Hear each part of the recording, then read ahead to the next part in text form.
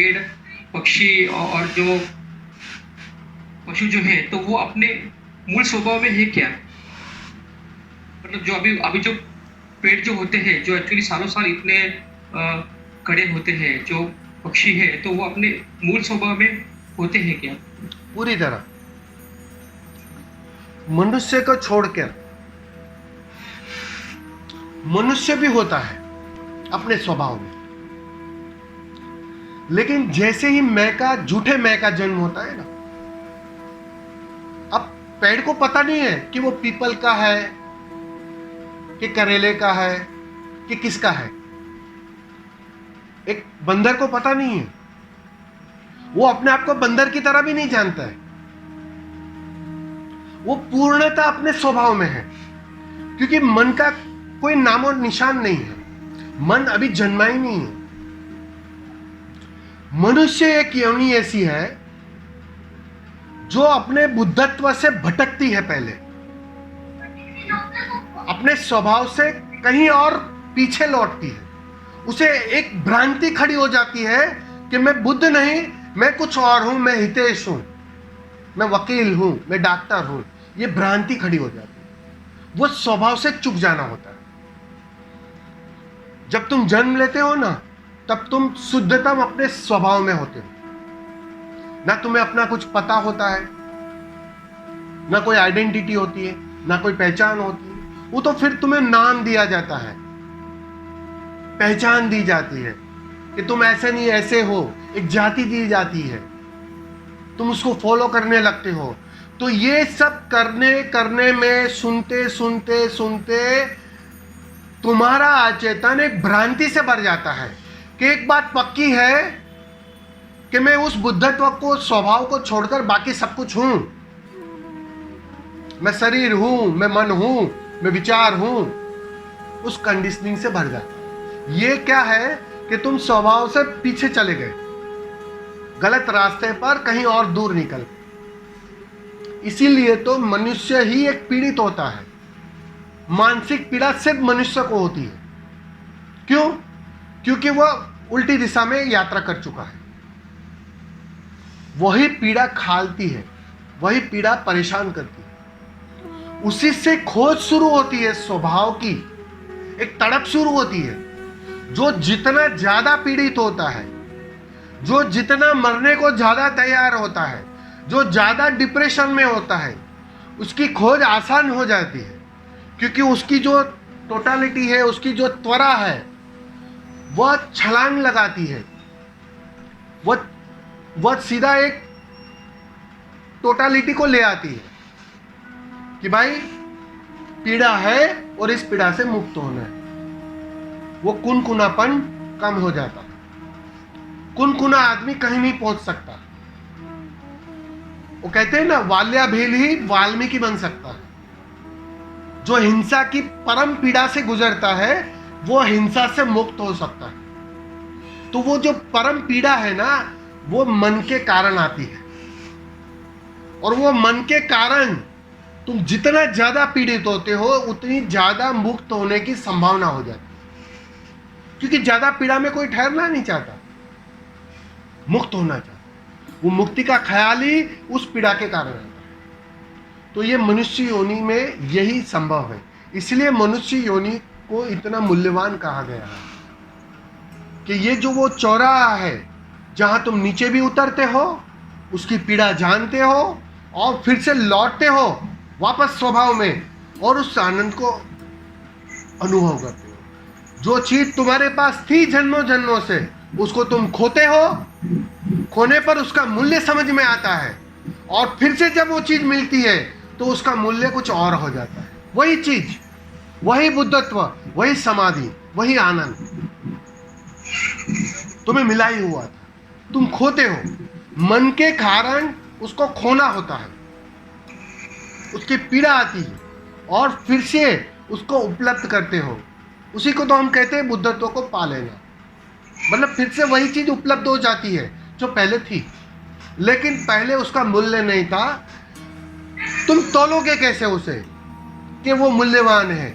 वो तो इस सापेक्षता में तौली जाती है कि मन के कारण पीड़ा को तुम अनुभव करते हो, चिंता को तुम अनुभव करते हो, डिप्रेशन को तुम अनुभव करते हो, उसकी सापेक्षता में फिर से उस स्वभाव का मूल्य समझ में आता है। जैसे जैसे वो मिलने लगता है, ध्यान से उसकी उपलब्धि होती है।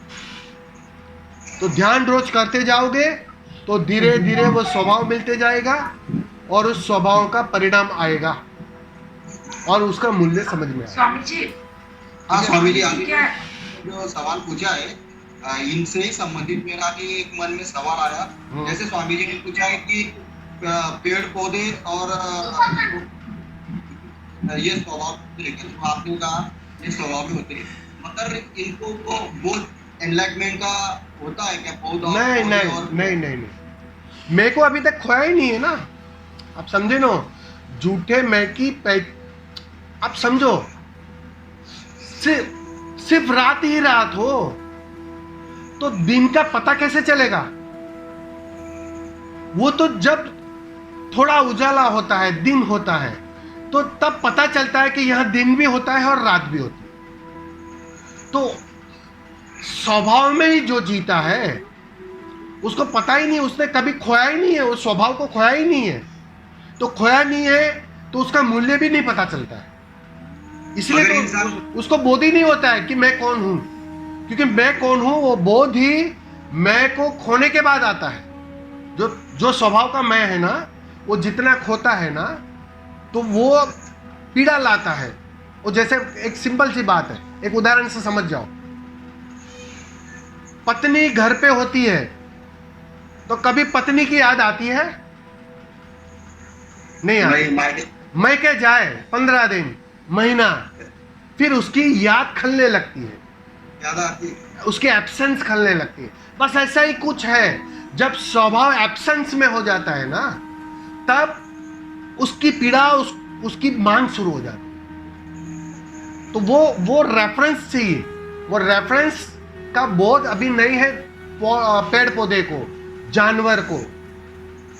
वो रेफरेंस नहीं है क्योंकि वो मन के कारण से वो रेफरेंस खड़ा होता है। मन ही वो रेफरेंस लाता है, वो गैप लाता है। वो गैप तुम्हें फिर जैसे जैसे फिर से तुम आमनी अवस्था में आते हो ना, जो पहले मन नहीं था जन्म के समय, और फिर मन का जन्म हुआ, मन घनीभूत हुआ, अहंकार घनीभूत हुआ, ध्यान किया, ध्यान से फिर से वो मन मिटा, अहंकार मिटा, फिर से वापस तुम उस अवस्था में आ जाते हो। तब वो बात क्लियर हो जाती है, साफ हो जाती है। वो ही तो होश है, वही तो तुम्हारा जागरण है। तुम्हें दिखाई पड़ा कि अरे जन्मों जन्मों से जिसको मैं लेकर घूम रहा था, जिसको मैं जी रहा था, वही तो था स्वभाव, वही तो था आनंद, वही तो था बुद्धत्व। लेकिन उसको खबर, उसकी खबर कैसे मिली? उसकी खबर इस रेफरेंस से, इस आग से गुजरे तब मिली, उसके पहले नहीं। समझ रहे? इसके लिए उससे गुजरना पड़ा। स्वामी जी, एक बात पूछनी थी कि क्या प्रकृति के सानिध्य में, चूंकि वो स्वभाव में रहते हैं, तभी हम लोग प्रकृति के सानिध्य में इतनी शांति का और आनंद का अनुभव होता है, क्योंकि वो भी स्वभाव में है, तो वो हमें अपने स्वभाव की तरफ लौटने में मदद करते हैं। क्योंकि बुद्ध ने भी कहा है कि प्रकृति सानिध्य ध्यान में अपूर्व सहयोगी। बिल्कुल, शुरुआत में हर चीज मूल्यवान होती है। मैं हमेशा कहता हूं, तुम कोलाहल से भरे हो, बेचैनी से भरे हो, तरंगों से भरे हो।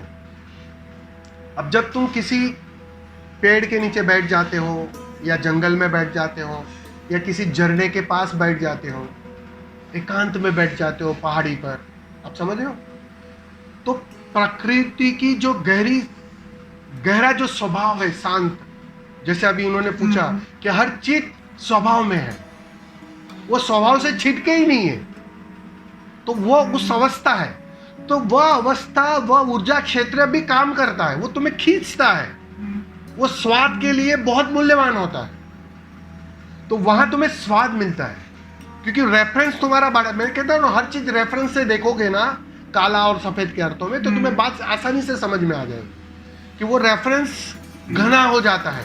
मतलब वहां तुम शांत होने की कोशिश नहीं भी करोगे तो भी शांत होने लगोगे, ये परिणाम होगा। तो वहां आसानी होती है। लेकिन अब उसके आगे की बात समझ लो, ये ज्यादा जरूरी है। जैसे ही तुम अपने स्वभाव में लौट आते हो, अपने स्वभाव में जीने लगते हो, तो प्रकृति की भी जरूरत नहीं पड़ती, उसकी भी आड़ की जरूरत नहीं पड़ती।